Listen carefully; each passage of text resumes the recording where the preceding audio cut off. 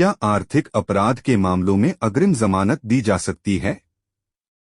Answer: हाँ, आर्थिक अपराध के मामलों में क्षेत्राधिकार और देश के विशिष्ट कानूनों के आधार पर अग्रिम जमानत दी जा सकती है।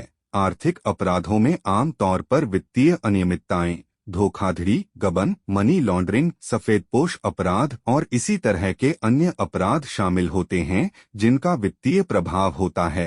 ऐसे मामलों में अग्रिम जमानत देने का निर्णय विभिन्न कारकों और विचारों पर निर्भर करेगा।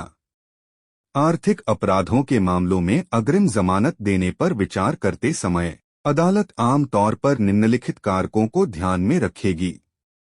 साक्ष्य की ताकत: अदालत आरोपी के खिलाफ सबूत की ताकत का आकलन करेगी। यदि साक्ष्य वित्तीय गड़बड़ी के मजबूत मामले का संकेत देता है तो यह अग्रिम जमानत दिए जाने की संभावना को प्रभावित कर सकता है।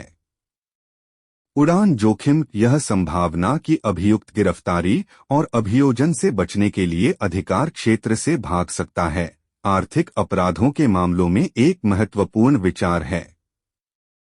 जांच में सहयोग: अदालत इस बात पर विचार करेगी कि क्या आरोपी जांच में सक्रिय रूप से सहयोग कर रहा है, क्योंकि इससे कानूनी प्रक्रिया में भाग लेने की उनकी इच्छा का संकेत मिल सकता है। साक्ष्य का संरक्षण: यदि कोई चिंता है कि आरोपी सबूतों के साथ छेड़छाड़ कर सकता है या गवाहों को प्रभावित कर सकता है तो अदालत अग्रिम जमानत देने के बारे में सतर्क हो सकती है।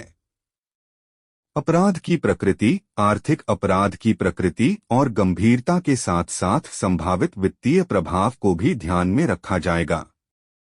सार्वजनिक हित: अदालत यह सुनिश्चित करने में सार्वजनिक हित पर विचार कर सकती है कि वित्तीय अपराधों की उचित जांच और मुकदमा चलाया जाए। आपराधिक रिकॉर्ड: अभियुक्त का आपराधिक इतिहास, यदि कोई हो, अदालत के फैसले को प्रभावित कर सकता है। क्षतिपूर्ति: यदि अभियुक्त क्षतिपूर्ति करने या पीड़ितों को मुआवजा देने में सहयोग करने को तैयार है तो इसका अदालत के फैसले पर सकारात्मक प्रभाव पड़ सकता है। यह ध्यान रखना महत्वपूर्ण है कि आर्थिक अपराधों के मामलों में अग्रिम जमानत से संबंधित कानून और प्रक्रियाएं एक क्षेत्राधिकार से दूसरे क्षेत्राधिकार में काफी भिन्न हो सकती हैं। कानूनी प्रणालियों में आर्थिक अपराधों और जमानत के लिए उनके निहितार्थों को संबोधित करने के लिए विशिष्ट प्रावधान हो सकते हैं।